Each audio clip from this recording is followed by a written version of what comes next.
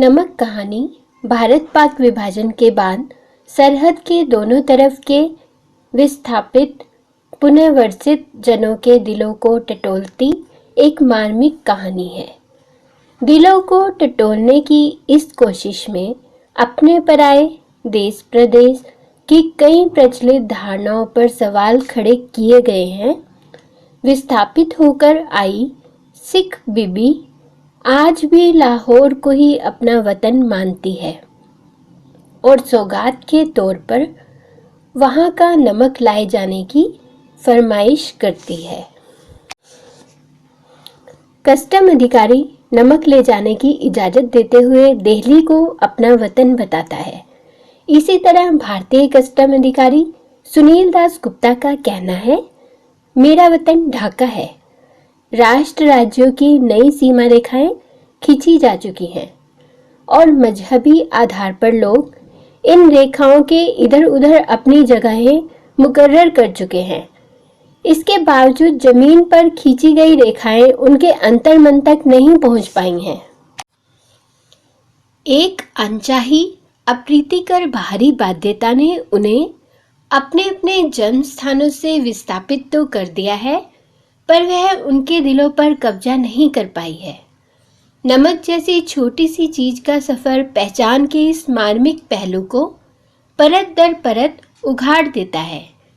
यह पहलू जब तक सरहद के आर पार जीवित है, तब तक यह उम्मीद की जा सकती है कि राजनीतिक सरहदें एक दिन बेमानी हो जाएंगी। लाहौर के कस्टम अधिकारी का यह कथन बहुत सारगर्भित है। उनको यह नमक देते वक्त मेरी तरफ से ये कहिएगा कि लाहौर अभी तक उनका वतन है और दिल्ली मेरा, तो बाकी सब रफ्ता रफ्ता ठीक हो जाएगा। सफिया अपने पड़ोसी सिख परिवार के यहाँ कीर्तन में गई थी। वहाँ एक सिख बीवी को देखकर वह हैरान हो गई, क्योंकि उनकी आंखें, भारी भरकम जिस्म, वस्त्र आदि सब सफिया की माँ की तरह थे। सफिया की प्रेम दृष्टि से प्रभावित होकर सिख बीवी ने उसके बारे में अपनी बहू से पूछा। जब उसे पता चला कि वह सुबह लाहौर जा रही है, तो वह लेखिका के पास आकर लाहौर की बातें करने लगी।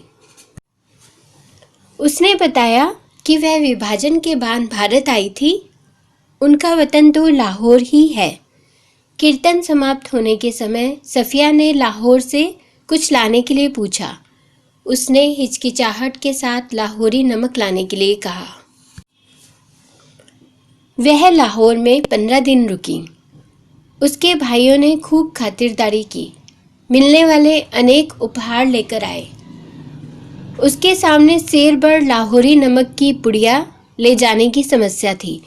पुलिस अफसर भाई ने इसे गैर कानूनी बताया तथा व्यंग्य किया कि भारत के हिस्से में तो अधिक नमक आया था। लेखिका इस पर झुंझला गई तथा नमक ले जाने की जिद की। भाई ने कस्टम की जांच का हवाला दिया तथा बेइज्जती होने का डर दिखाया।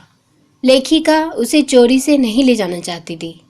वह प्रेम की चीज को शालीनता से ले जाना चाहती थी, परंतु भाई ने कानून की सख्ती के विषय में बताया। अंत में वह रोने लगी तथा भाई सिर हिलाकर चुप हो गया। अगले दिन 2 बजे दिन को उसे रवाना होना था। उसने सारी रात पैकिंग की। सारा सामान सूटकेस व बिस्तरबंद में आ गया। अब किन्नू की टोकरी तथा नमक की पुड़िया ही शेष रह गई थी। गुस्सा उतरने पर भावना के स्थान पर बुद्धि धीरे धीरे हावी हो रही थी। उसने किन्नुओं के ढेर के नीचे नमक की पोटली छिपा दी थी। आते समय उसने देखा था कि भारत से केले जा रहे थे तथा पाकिस्तान से किन्नू आ रहे थे। कोई जांच नहीं हो रही थी। इस तरह नमक सुरक्षित पहुंच जाएगा। फिर वह सो गई। वह लाहौर के सुंदर माहौल व सगे संबंधियों के बारे में स्वप्न देख रही थी। यहाँ उसके 3 सगे भाई, चाहने वाले दोस्त, नन्हे नन्हे भतीजे भतीजियाँ सब याद आ रहे थे। कल वह लाहौर से जा रही थी। शायद फिर ना आ सके। फिर उसे इकबाल का मकबरा, लाहौर का किला, सूरज की डूबती किरणें आदि दिखाई दी। अचानक उसकी आंखें खुल गई क्योंकि उसका हाथ किण्वों की टोकरी पर जा पड़ा था। उसके दोस्त ने कहा कि यह हिंदुस्तान में पाकिस्तान की एकता का मेवा है। वह एक फर्स्ट क्लास के वेटिंग रूम में बैठी थी। उसके भाई ने उसे दिल्ली तक का टिकट खरीद दिया था। वह सोच रही थी कि आसपास टहल रहे लोगों में सिर्फ वही जानती है कि टोकरी की तह में किण्वों के नीचे नमक की पुड़िया है। जब सामान कस्टम जांच के लिए जाने लगा तो उसने फैसला किया कि मोहब्बत का यह तोहफा वह चोरी से नहीं ले जाएगी।